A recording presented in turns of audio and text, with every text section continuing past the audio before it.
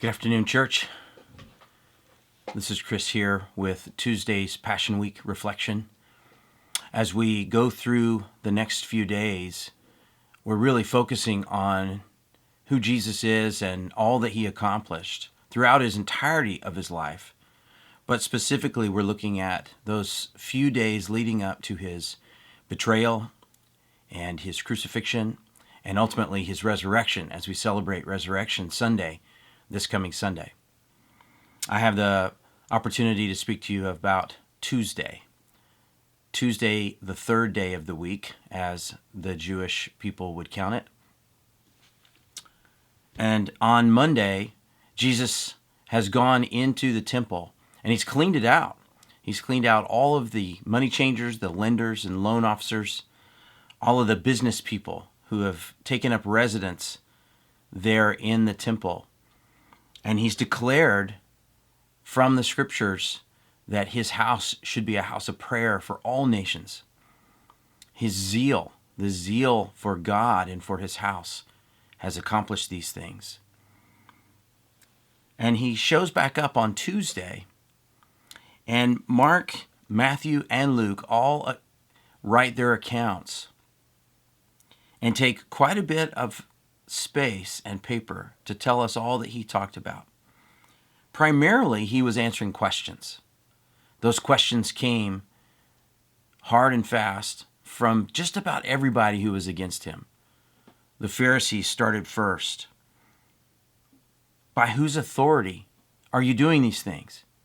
Who set you up that you can clear the temple? We are the authority here, Jesus, they say, in Mark 11, verses 27 through 33. Jesus' answer to them was simple. Well, was John's authority divine authority, or was it something he did himself? Did he appoint himself, or did God appoint him to do what he did? And the Pharisees had no answer for him. Secondly, they ask, to which authority do we bend? To the governor or to the Lord?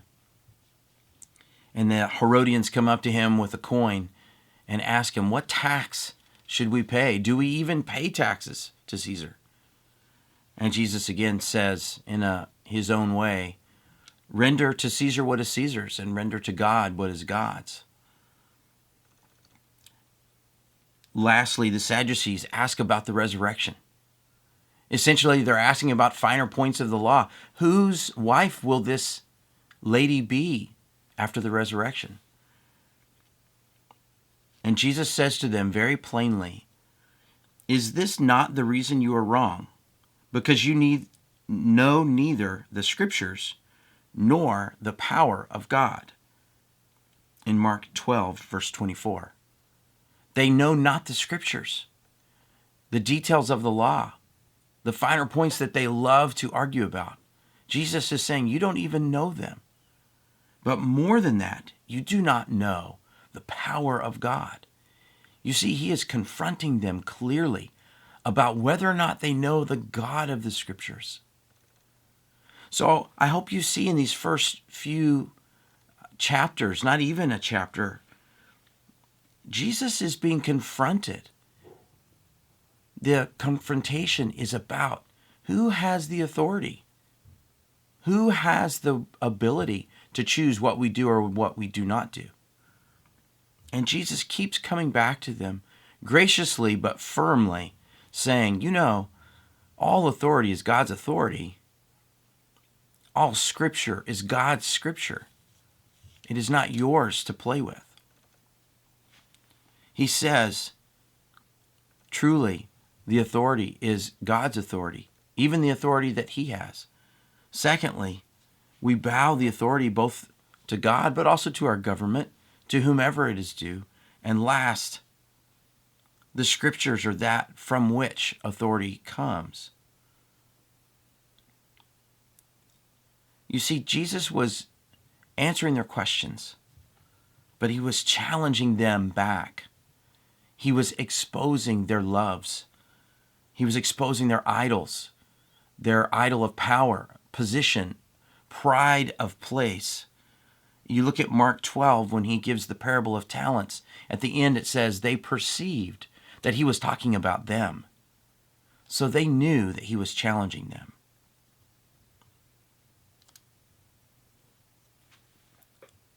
The key here is that Jesus is presenting a unique and different kind of authority.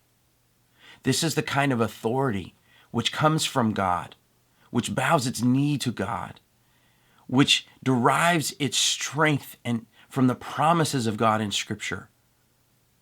But ultimately, it's that love of God and that willingness to love neighbor in the same way that brings and displays true authority.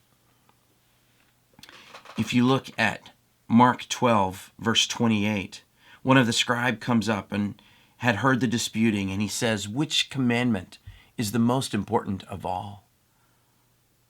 Jesus answers, "The most important is, 'Hear, O Israel, the Lord our God, the Lord is one.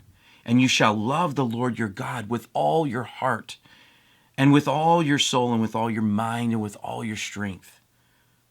And the second is this, 'You shall love your neighbor as yourself.' There is no other commandment greater than these."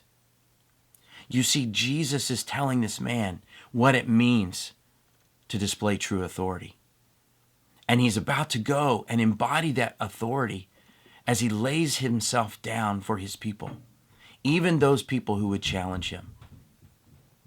I would encourage you during this week to be reading the words of Christ, reading about the last few days of his life, and join us in devotion and in prayer to understand fully what it truly meant for Christ to love the Lord his God with all his heart, soul, mind, and strength. Even in these final days, guarding his words, carefully displaying the character and grace of Christ, and even in the face of great challenge. And then ultimately loving these people who would challenge him as his neighbors. He loved them even to the very end. Brothers and sisters, let's also love the one who has displayed his love for us with all our heart, soul, mind, and strength this week. God bless you. I look forward to seeing you soon.